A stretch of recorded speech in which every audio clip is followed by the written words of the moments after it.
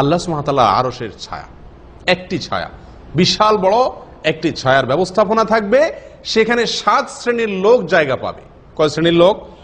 বুখারী এবং মুসলিমের হাদিসে আসছে, নবী সাল্লাল্লাহু আলাইহি ওয়াসাল্লাম বলেছেন, যেদিন কোনো ছায়া থাকবে না, কোনো গাছের ছায়া থাকবে না, বিল্ডিং এর ছায়া থাকবে না, কোনো ছায়া থাকবে না, সবাই সূর্যের নিচে থাকবে সরাসরি। সেদিন আল্লাহ সুবহানাহু ওয়া তাআলা ছায়া দিবেন 7 ধরনের মানুষকে। কারা সে 7 ধরনের মানুষ? এক নম্বর হলো ইমামে আদেল, অর্থাৎ ন্যায় বিচারক, শাসক। যেই শাসক তার শাসন কার্য পরিচালনা করে ন্যায় নিষ্ঠার সঙ্গে, তিনি। নাম্বার 2, ওই যুবক, যে যুবক তার যৌবনকাল ইবাদতে কাটিয়েছে। যে যুবক তার যৌবনকাল কিসে কাটিয়েছে? আল্লাহর ইবাদতে। যে যুবক তার যৌবনকালে এই কথা বলে নাই যে এখনো দাড়ি রাখার বয়স হয় নাই।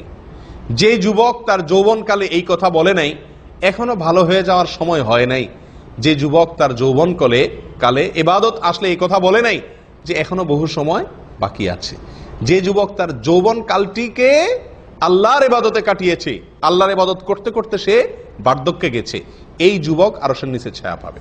যারা যৌবনকালে ইবাদত বন্দেগী করে নাই, আল্লাহর হুকুমের দিকে ভালো করে মনোনিবেশ করে নাই, বৃদ্ধকালে এসে ভালো আমল করেছে, হয়তো তারা জান্নাতে যাবে, হয়তো আল্লাহ তাদের জান্নাতে দিবেন, কিন্তু কিয়ামতের ভয়াবহতম গরমের সময় তারা আল্লাহর আরশের নিচে স্থান পাবে না।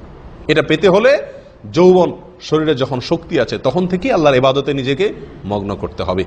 2 নাম্বার 3, ওই ব্যক্তি যার অন্তর মসজিদে সব সময় লেগে থাকে, তার অন্তরটা সব সময় মসজিদে লেগে থাকে, ঝুলে থাকে, যেখানে যায়, যে কাজে যায়, তার অন্তর কোথায়? মসজিদে। কখন সে আবার মসজিদে যাবে সেজন্য সে অপেক্ষা করতে থাকে, তার ভেতরে জ্বালা থাকে, তার ভেতরে অস্থিরতা থাকে, ব্যাকুলতা থাকে, মসজিদে যাওয়ার জন্য আগ্রহ থাকে, মসজিদের প্রতি তার টান থাকে। 4 নম্বর, আর ওই 2 ব্যক্তি যারা কোথাও একত্রিত হয়েছে আল্লাহর জন্য, আল্লাহকে খুশি করার জন্য, আখিরাতের জন্য, আবার সেখান থেকে পৃথক হয়েছে সেটাও আল্লাহর জন্য। আল্লাহর জন্য মিলিত হয়, আল্লাহর জন্য পৃথক হয়, এই শ্রেণীর মানুষেরা। 5 নম্বর, ওই ব্যক্তি, যে ব্যক্তিকে কোনো নারী অন্যায় কাজের প্রতি আহ্বান করেছে, জেনার দিকে আহ্বান করেছে, সে নারী সুন্দরী, সম্ভ্রান্ত, সবই ঠিক আছে, কিন্তু এরপরেও সে আহ্বানে সাড়া দেয়নি, বরং বলেছে ইন্নী আখাফুল্লাহ, আমি আল্লাহকে ভয় করি। এই ঈমানি জোর যেই যুবকের, যেই মানুষের ভিতরে আছে, আল্লাহ সুবহানাহু ওয়া তাআলা তাকে আরশের নিচে কি দিবেন? ছায়া দিবেন। প্রিয় ভাইরা, আজকের যুগে এই ধরনের ঈমানি শক্তি সম্পন্ন মুমিন পাওয়া অত্যন্ত কঠিন হয়ে গেছে। আজকে কোনো সুন্দরী নারী আহ্বান করার প্রয়োজন হয় না।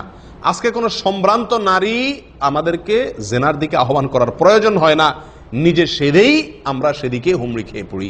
প্রিয় ভাই বন্ধুগণ, বিশেষ করে অনলাইনের এই যুগে ফেসবুক এবং সামাজিক যোগাযোগের মাধ্যমে বিভিন্ন মেয়েরা তাদের ছবি আপলোড করে এবং আমাদেরকে এই এক ধরনের চোখের জেনার জন্য তারা কি করে? আহ্বান করে যে দেখো আমাকে কেমন লাগছে। তখন একজন মুমিন যদি নিজেকে সংযত করতে পারে, এই হাদিসের কথা মাথায় রেখে যে কিয়ামতের ময়দানে আরশের নিচে ছায়া পেতে হলে আমাকে এখানে ঈমানের শক্তিতে বলিয়ান হয়ে এই অপরাধ থেকে নিজেকে সরিয়ে রাখতে হবে, না বলা শিখতে হবে, চোখকে সংযত করতে, আমি দেখবো না, কারণ আমি আরশের নিচে ছায়া চাই, তাহলে সে ব্যক্তি আরশের নিচে ছায়া পাবে। আল্লাহ তাআলা আমাদেরকে তৌফিক দান করেন। ওই ব্যক্তি, যে ব্যক্তি গোপনে দান করে, কিসে দান করে ভাই? গোপনে দান করে। এত বেশি গোপনে দান করে যে তার ডান হাতে কিছু দান করলে তার বাম হাত জানে না, ডান হাতে কিছু দান করলে বাম হাতেও টের পায় না।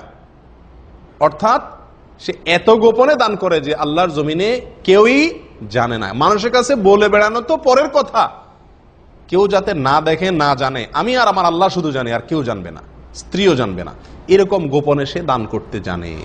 এই ব্যক্তি আরশের নিচে কি পাবে? ছায়া পাবে।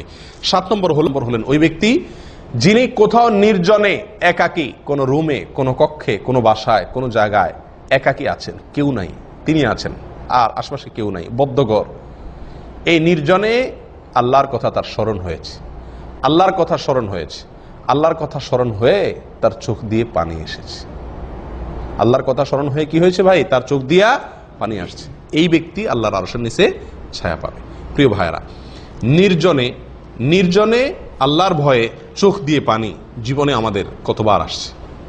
এটা আমাদের চিন্তা করার বিষয়, এটা আমাদের ভাববার বিষয় যে নির্জনে তো প্রতিদিনই কোনো না কোনো সময় আমি নির্জন হই, কোনো রুমে, কোনো কক্ষে। এই নির্জনে একাকী নিঃসঙ্গ যখন থাকি, কেউ আশেপাশে থাকে না, আল্লাহর কথা স্মরণ হয়ে, আখিরাতের কথা স্মরণ হয়ে আমার চোখের পানি কতদিন আসছে, এটি হিসাব কষার সময় এসেছে। প্রিয় ভাইরা, নির্জনতার সুযোগ পেয়ে অপকর্ম করেছি, হারাম জিনিস দেখেছি, হারাম কাজ করেছি, কেউ নাই সেই সুযোগে। এরকম ঘটনা জীবনে হাজার লাখবার আমাদের জীবনে ঘটে। কিন্তু নির্জনতার সুযোগ পেয়ে আল্লাহর কথা স্মরণ হয়ে, জাহান্নামের কথা স্মরণ হয়ে চোখের পানি ছেড়ে দিয়েছি, এই ঘটনা জীবনে কতবার হয়েছে, এটি আমাদের এখনই হিসাব কষার সময় হয়ে গেছে। প্রিয় বন্ধুগণ, তাহলেই আল্লাহর আরশের নিচে ছায়া পাওয়া যাবে যদি আমার নির্জনতাটুকু কাটে কিসে? আল্লাহর ইবাদতে, আল্লাহর ভয়ে।